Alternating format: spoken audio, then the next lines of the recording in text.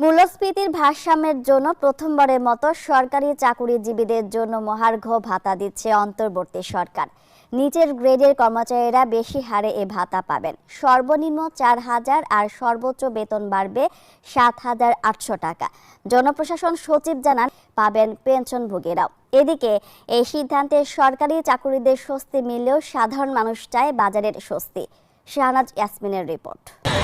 18 কোটি জনসংখ্যার এই দেশে সরকারি চাকরিজীবীর সংখ্যা 15 লাখ, অর্থাৎ মোট জনসংখ্যার 1%-ও কম মানুষ সরকারি চাকরিতে আছেন।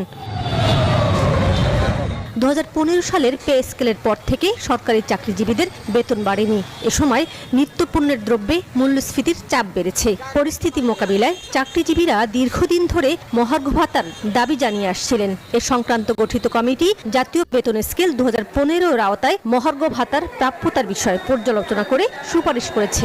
দ্রব্যমূল্যের যে ঊর্ধ্বগতি সেই হিসাবে মহার্ঘ ভাতা সরকার যেহেতু ঘোষণা করছে, এই জন্য আমরা অনেক উপকৃত হব আর কি। যে এটা আমাদের সাময়িক স্বস্তি দিবে, কিন্তু আলটিমেটলি আমরা চাই যে নতুন পে স্কেল করে আমাদের গভর্নমেন্ট এমপ্লয়িদের যে বেতন সেটা আপ টু দ্য মার্ক করা উচিত।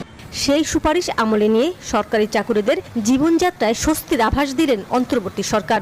নিচের গ্রেডের কর্মচারীরা বেশি হারে ভাতা পাবেন, উপরের গ্রেডের কর্মকর্তারা পাবেন কম হারে। কোনো চাকরিজীবী 4,000 টাকার কম মহার্ঘ ভাতা পাবেন না।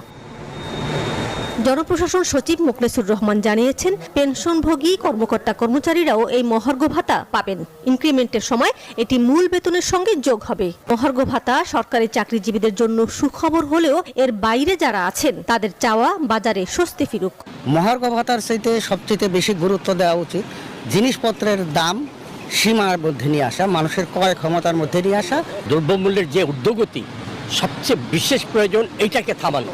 জিনিসপত্রের দাম যেভাবে ঊর্ধ্বগতি হচ্ছে তা সাধারণ মানুষের জন্য কষ্টকর হয়ে যাচ্ছে।